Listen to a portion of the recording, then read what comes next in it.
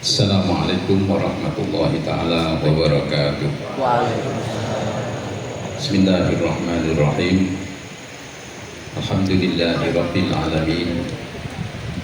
Wa bihi nasta'in ala umuri dunya waddin. Tsumma sholatu wassalamu ala imamil anbiya wal mursalin sayyidina wa habibina wa syafi'ina wa qurrati a'yunina wa maulana Muhammadin sallallahu alaihi wasallam wa ala alihi wa ashabihi ajma'in, amma ba'd. Pertama-tama yang sama-sama kita hormati, yang sama-sama kita cintai, Habib Ali Zainal Abidin As-Sadat, kita selalu mendoakan semoga beliau senantiasa diberikan sehat walafiat pada umur fitaatillah, sehingga bisa terus mensedekahkan suara qasidah ajakan sholawat beliau kepada umat lebih bermanfaat lagi. Amin. Amin. Dan yang sama-sama kita hormati seluruh habaib yang hadir pada malam hari ini, yang sengaja tidak saya sebut satu-satu karena tidak semuanya saya tahu namanya, makanya meskipun di sebelah saya kenal namanya Habib Novel, tapi tidak saya sebut, sudah penalti gitu ya. Yang sama-sama kita hormati Sohibul Bait Bapak Dr. Indro dan Ibu Anis serta keluarga besar Al-Maghfurillah Simbah Yai Abdurrahman Hanafi, kita doakan semoga semuanya diberikan sehat walafiat, panjang umur, fitaatillah, berkah dunia, berkah akhirat. Amin ya rabbal alamin. Bapak dan Ibu, hadirin hadirat, para muhibbin muhibbat ila Rasulillah sallallahu alaihi wasallam, rahimakumullah.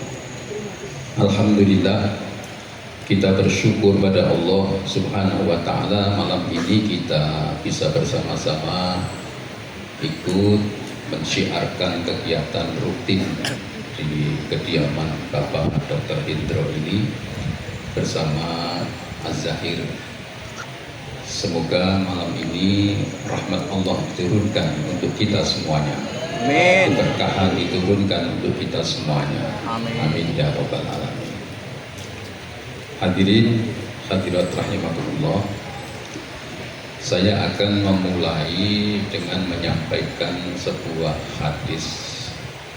Jadi saya mengikuti Habib Ahmad bin Muhammad Al-Habsyi yang beliau dalam mengisi acara ini selalu menyampaikan terlebih dahulu sebuah hadis, maka saya pun juga mengikutinya. Ada satu hadis dari Rasulullah Sallallahu Alaihi Wasallam. Beliau mengatakan begini: la yu'minu ahadukum hatta yakuna hawahu taba'an lima jitu bihi. Ya. Yang artinya kalian belum dianggap beriman, atau iman kalian ini belum sempurna, sehingga hawa nafsu kalian ini mau mengikuti apa-apa yang datang dari saya, kata Nabi. Jadi tolak ukurnya mengikuti Nabi itu bukan akal, bukan iman, tapi nafsu. Ya. Jadi manusia itu memang sengaja diberi hiasan ujian, yaitu nafsu. Nafsu ini maunya memberontak, maunya tidak mau kalah, maunya menang sendiri, maunya jalan sendiri, itu nafsu. Maka ukurannya kalau seseorang belum mampu menundukkan nafsunya, maka dia belum beriman. Belum beriman itu ada yang mengatakan tidak sempurna imannya, ada yang mengatakan sedikit imannya, bahkan ada yang mengatakan tidak beriman. Begitu. Saya ambil contoh sahabat-sahabat dulu itu apa yang disampaikan oleh Rasulullah SAW semuanya itu sami'na wa ata'na.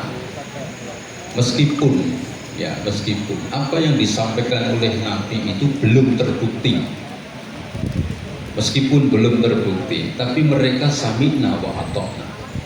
Jadi tidak mengatakan, loh buktinya apa ya Rasulullah, seperti apa, tidak ya.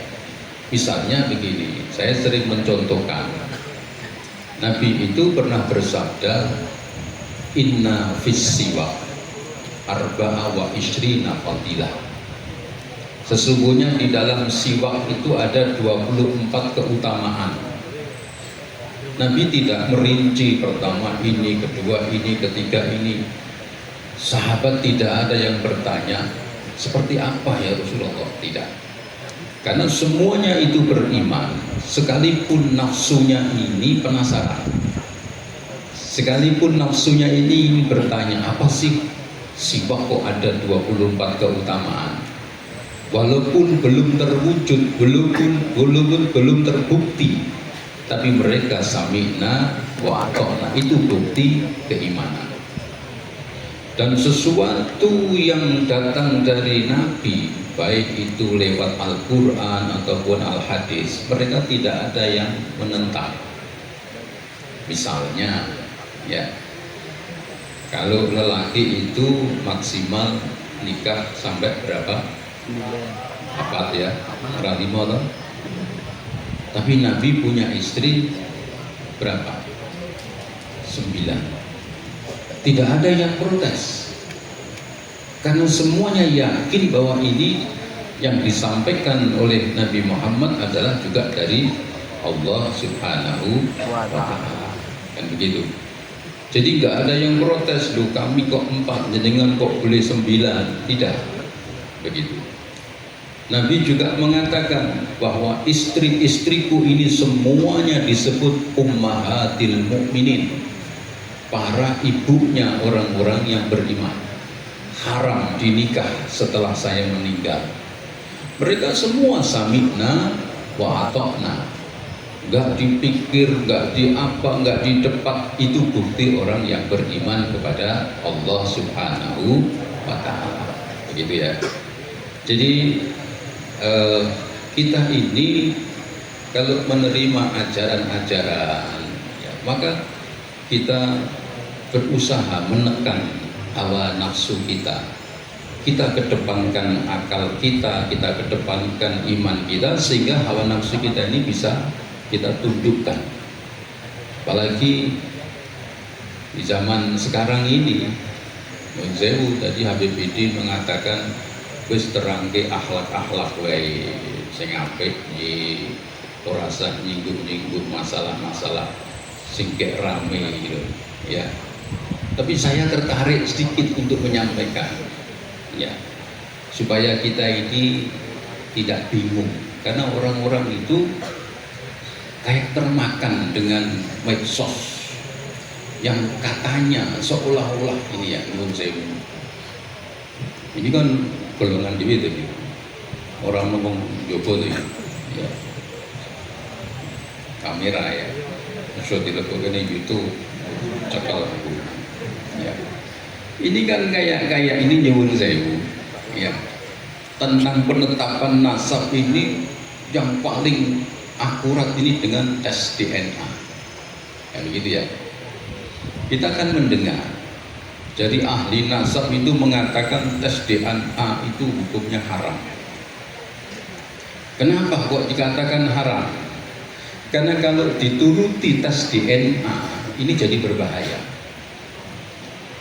Tes DNA itu kan menentukan dia anak sopo. Misalnya ada 2 pasangan lanang wedok jejer nyetrum, bayi kok mahal, ini kok ngerti nyetrum? Ini ngerti nyetrum ora? Ya. Lanang wedok sing jiwayu sing ganteng, ya wis semakin nyedak semakin nyetrum. Bar nyetrum pun selet. Ya. Wis bar konslet abuh kesetrum. Ya. Selesai punya anak. Ya. Ini ada yang perempuan menuntut iki anakmu sing lanang ora ngakoni. Wis ora nggak mau mengakui. Akhirnya terjadi tes DNA. Ya, ini contoh. Setelah dites DNA terbukti ini bapak biologisnya. Ya, kalau sudah demikian akhirnya apa?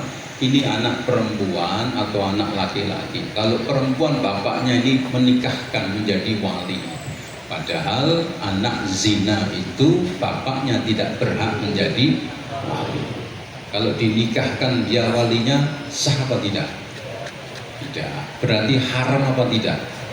Kalau tes DNA itu seperti itu. Ya.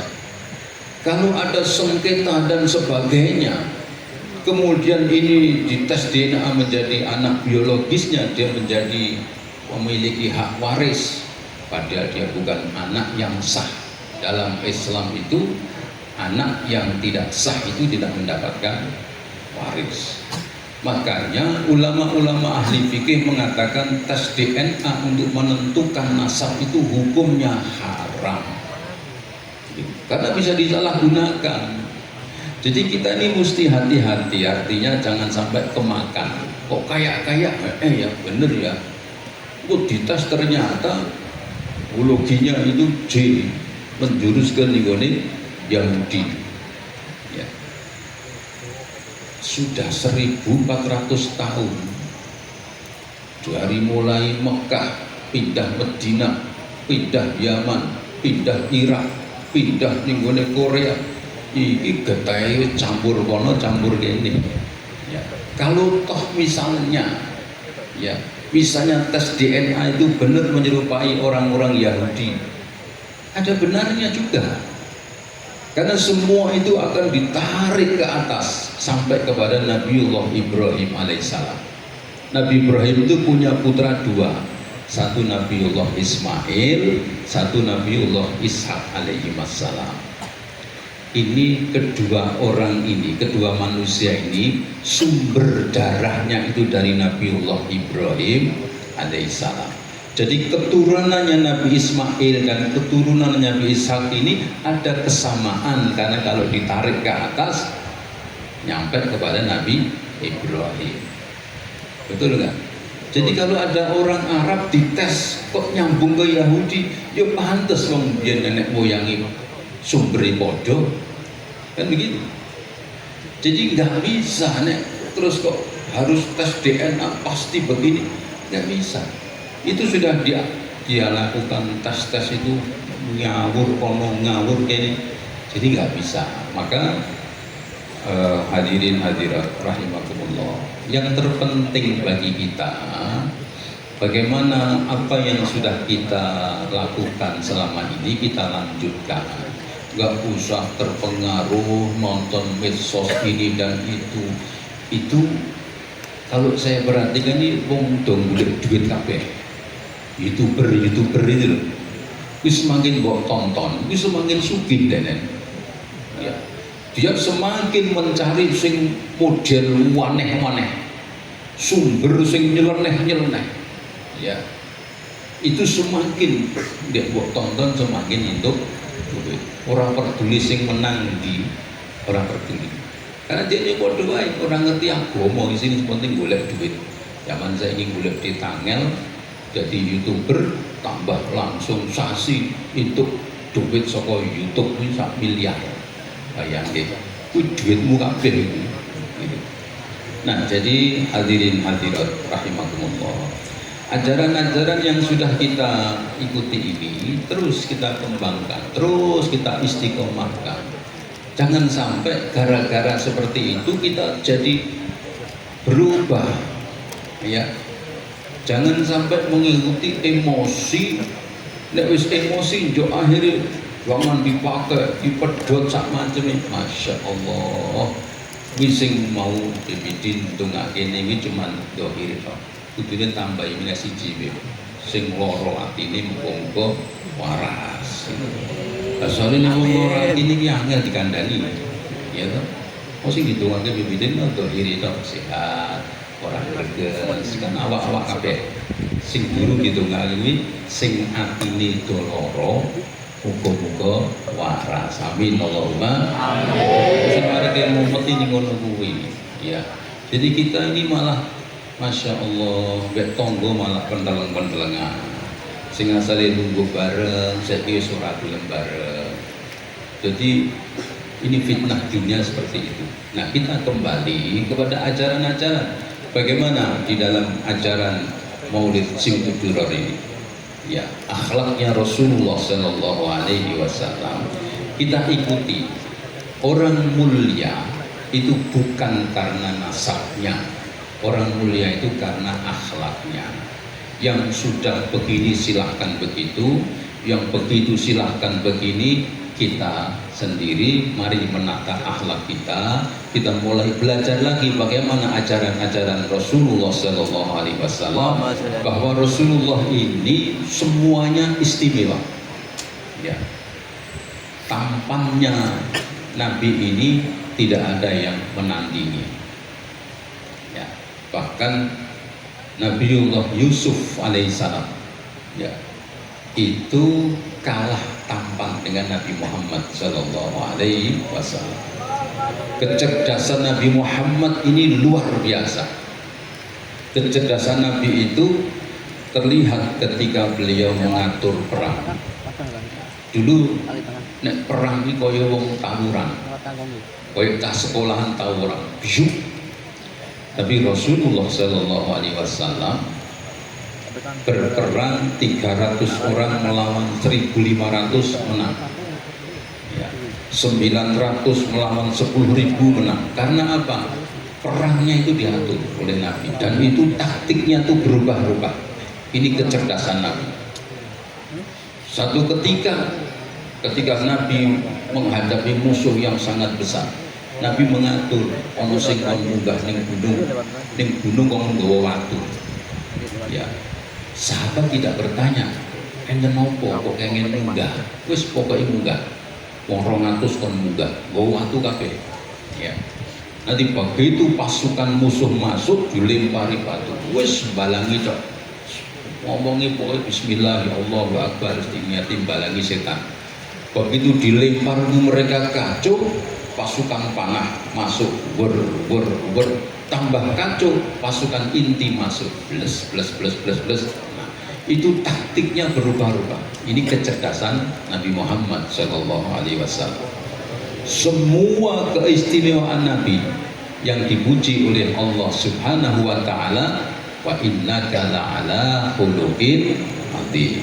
Yang dipuji oleh Allah adalah akhlaknya, bukan ketampanannya Nabi, bukan keberaniannya Nabi, bukan gantengnya Nabi, bukan ilmunya Nabi, tapi yang dipuji oleh Allah adalah akhlaknya Nabi Muhammad Sallallahu Alaihi Wasallam. Nah inilah mari kita contoh. Ya, akhlak itu bagaimana? Jaga mulut kita, jaga pandangan kita, jaga telinga kita, jaga sikap kita, supaya kita ini menjadi orang yang mulia, baik di hadapan Allah maupun di hadapan manusia. Ya. Orang seperti Nabi Muhammad Sallallahu Alaihi Wasallam, tidak ada yang bisa mengatakan, oh Muhammad ini ngawur, enggak. Tidak ada celah, ya, karena berbicaranya bagus, sopan, dan semuanya itu bagus. Nah inilah mari kita ini supaya tetap terjaga menjadi untuk khairu ummatin. Kita ini menjadi umat yang terbaik di atas umat-umat terdahulu. Karena apa? Karena kita punya kelebihan, yaitu ta'muruna bil ma'ruf wa tanhauna 'anil munkar. Sudah itu dijalankan, insyaallah kita akan diangkat derajat kita oleh Allah Subhanahu wa taala. Demikian Bapak Ibu hadirin hadirat rahimakumullah. Semoga apa apa yang saya sampaikan bisa bermanfaat. Amin ya robbal Amin. alamin. Assalamualaikum warahmatullahi taala wabarakatuh.